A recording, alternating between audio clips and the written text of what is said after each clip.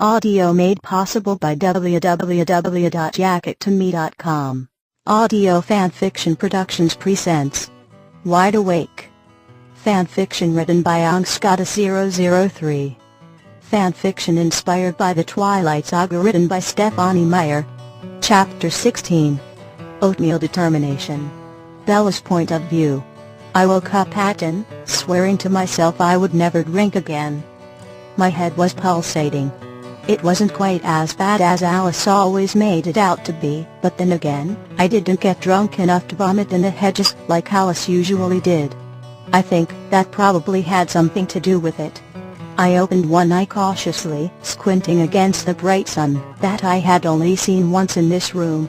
I was still all wrapped up around Edward and he was sleeping peacefully.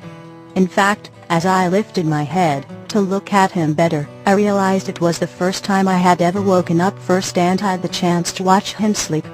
I took a moment laying there to think over the previous night. Edward had quite obviously blown off the strawberry blonde. I couldn't, for the life of me, figure out why he would rather spend time up here getting drunk with me, but it made me happy nonetheless. I was a little dubious regarding the vodka, not really having drunk before, but Edward always made things comfortable for me, and as I previously promised to myself, I was never doing it again. Once was it for me. I glanced down under the covers to notice his big arm still wrapped around me. It made me smile. All wrapped around my waist just like it belonged. Like we belonged. Then Edward's words came into my pulsing head. He said I was pretty. I buried my face into his chest and smiled. Then my smile fell. Because he also said he tried not see me that way. Tried. He said tried. Not didn't. My head nuzzle-spurred Edward in consciousness. His eyes fluttered open, squinting much like me against the sunlight, and he darted them down to meet my gaze. And I blushed. Because we had never really woken up like this before. He stared at me for a few moments before clenching his eyes shut and groaning. I chuckled thickly. You too, huh? I asked in a raspy voice. He slowly extracted his arms from around me and rolled over like usual. Fucking vodka, he muttered, running his fingers through his hair. I chuckled again, rolling out of bed and making my way to the bathroom while he worked through his usual morning haze. I got dressed groggily, holding my head on occasion from the pulsing that I really didn't care for. I was really glad there was no vomit involved. I packed up at a slower pace than usual, sparing the occasional glance at the bed to make sure Edward didn't drift back into unconsciousness. I pulled my cookies out of my bag and another bag of a special mix of herbs I looked up on the internet for hangover remedies. Ginseng, green tea, chamomile, nothing too exotic. I put them on the table and gave Edward's curled up form instructions on the remedy and a sympathetic glance before leaving out the balcony. It was bright out. The sun was shining. And odd event for Forks. I sneaked out and peeked over the backyard, feeling more exposed without the usual darkness I was used to shielding me, and climbed down the lattice when I was sure the coast was clear. I walked into the back door of the house, and was met with silence. Alice probably figured I went straight home after she met up with Jasper, so she most likely expected me to lock myself in my bedroom all night. I walked down the hall to her bedroom to be certain she made it home okay, but her door was locked. I furrowed my brow at the knob, cocking my head to the side. Alice never locked her door before. It was just the three of us here, so she was always comfortable having it wide open. I knocked on the door loudly, panicking that something might be wrong. I heard muffled groans coming from the other side. Alice. I called at the closed door, not really needing her to come out, but needing to know she was okay. The door opened a crack and Elise's little head poked out, squinting. And looking a lot like she had a worse hangover than Edward and I combined. You okay? I asked, concerned there was something wrong still. She smiled at me, but it looked more like a grimace. Feel shitty. She grunted, or as much of a grunt as Alice could possibly make. Then I heard movement in the room behind her.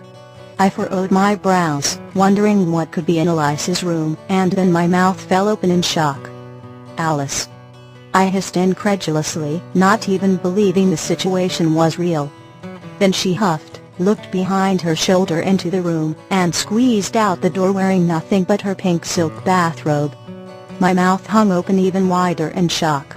I moved back in the hall to make way for her, just pretty much gaping. I knew Alice was in love with Jasper, but I mean, come on. One night. And it was hardly even a date. She took in my shocked appearance, and held her hands up. "No, Bella, we didn't have sex. I swear," she asked, still squinting. Then groaned, putting a hand up to her forehead. I let out a sigh of relief, nodded, and walked towards the kitchen, peeking over my shoulder, to make sure she was following. She flopped onto the stool as graceful as possible and held her head in her hands. I began making her the hangover remedy I made Edward. "So," I started, pursing my lips, and glancing sideways at my poor pathetic lump of a cousin. "What exactly happened last night?" I asked cautiously. It wasn't really any of my business, but I couldn't help the curiosity. Plus I had kind of already resigned to living vicariously through her. It was a big deal. She groaned again. "A lot of making out. A lot of alcohol. Possibly a little vomit in the hedges," she asked, dropping her forehead onto the granite counter in front of her. I chuckled, because Alice always puked in the hedges after she got drunk. "I'm surprised they haven't completely died yet." I put the hot steaming cup in front of her and took the seat across from her on the island. "And Jasper stayed?" I hedged as more of a comment than a question. She lifted her head up and took a peek at the cup, and nodded, picking it up and sipping it gingerly, still squinting. As if he heard me, Jasper came stumbling into the kitchen, looking a lot better than Alice, but a lot worse than me. I tensed up by instinct, but remained in my spot when he entered, still wearing the grubby outfit from the previous evening. And hair all over the place. He glanced up at me, sitting in front of Alice in my black hoodie still, though I had put the hood part down after I walked in the door. His eyes got wide for a moment, before he offered me a tight smile. I could tell he was feeling bad too. So I got up off the stool, without a word, and began making poor Jasper a cup of the remedy as well. Alice glanced over at him and patted the stool beside her, which he walked over to hesitantly, stealing glances at me the whole way. I smiled back at him, showing him I was okay with it. "No breakdowns this morning?" "Jasper," Alice rasped out, still holding her poor little head. "This is my cousin, Bella." She smiled, holding a hand out towards me. I nodded at him, while he nodded back, offering me a more genuine smile. I walked to him slowly, setting the cup on the far side of the counter, and sliding it towards him in his seat.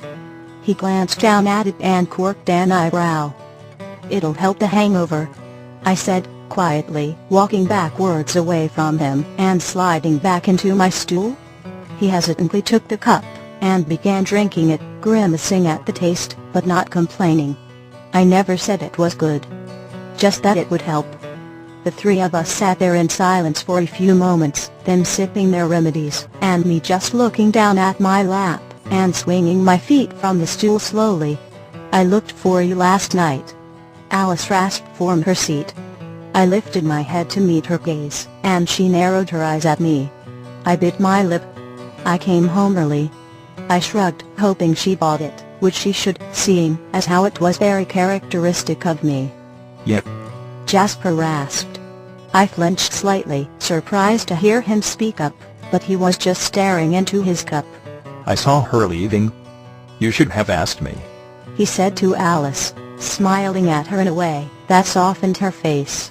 She shrugged, and went back to drinking. But I was slightly shocked. Jasper was covering for me. When he met my gaze again, I flashed him the biggest grin I could muster, silently thanking him, to which he returned. It seemed a lot like an acceptance.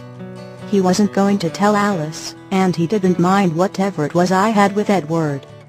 I moved him down a notch on my list of favorite guys, and slipped Jasper into his spot.